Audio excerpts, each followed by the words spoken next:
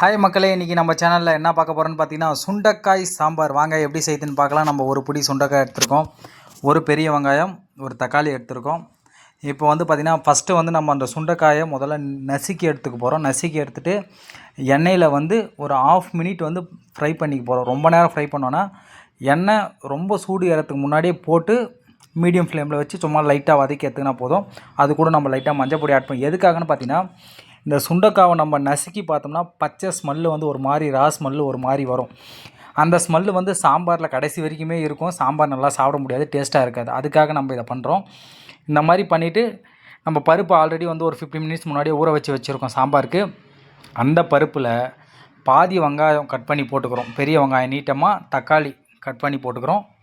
இது பார்த்திங்கன்னா இப்போ நம்ம அந்த வதக்கி வச்சுருக்கோம் இல்லைங்களா, அந்த சுண்டைக்காயை இதில் ஆட் பண்ணி 4 விசில் விட்டு எடுக்க போகிறோம் குக்கரில். ஓகேங்களா? அப்போ 4 விசில் விட்டு எடுத்த பிறகு நெக்ஸ்ட்டு நம்ம இந்த கடைஞ்சி தாளிக்க போகிறோம். குக்கரில் 4 விசில் விட்டிங்கன்னா உங்களுக்கு கரெக்டாக ஆவரேஜாக இருக்கும். பாருங்கள், 4 விசில் விட்டு ப்ரெஷர் இறங்கி நம்ம எடுத்தாச்சுங்க. இப்போ கடாயில் நம்ம எண்ணெய் ஆட் பண்ணிக்கிறோம். நம்ம எப்பயுமே செக்கெண்ணெய் தாங்க யூஸ் பண்ணுறோம், கல்லெண்ணெய். எண்ணெய் காஞ்ச பிறகு பார்த்திங்கன்னா நம்ம கடுகு ஆட் பண்ணிக்கிறோம். கடுகு நல்லா பொரிஞ்சு வந்த பிறகு பார்த்திங்கன்னா நம்ம பெரிய வெங்காயம் பொடுசாக கட் பண்ணி வச்சுருக்கோம், அந்த வெங்காயத்தை ஆட் பண்ணிக்கிறோம். வெங்காயம் ஆட் பண்ண பிறகு பார்த்திங்கன்னா நெக்ஸ்ட்டு நம்ம கருவேப்பிலை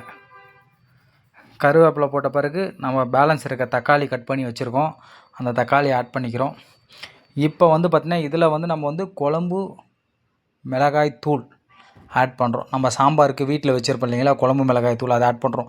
ஏன் நம்ம பருப்பில் மிளகாய் தூள் ஆட் பண்ணாமல் இந்த கீரை குழம்புக்கு இதுக்கெலாம் நம்ம இதில் ஆட் பண்ணுறோம்னா, நம்ம இந்த சாம்பாரில் ரொம்ப நேரம் கொதிக்க விட்டோம்னா டேஸ்ட்டு மாறிடும்.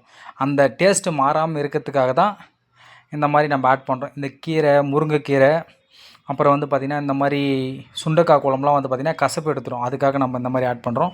இப்போ நம்ம அந்த பருப்பு நல்லா கடைஞ்சி பருப்பை ஆட் பண்ணியாச்சுங்க. தேவையான அளவு உப்பு போட்டாச்சு. நெக்ஸ்ட்டு பார்த்திங்கன்னா நம்ம ஒரே ஒரு கொதி தாங்க.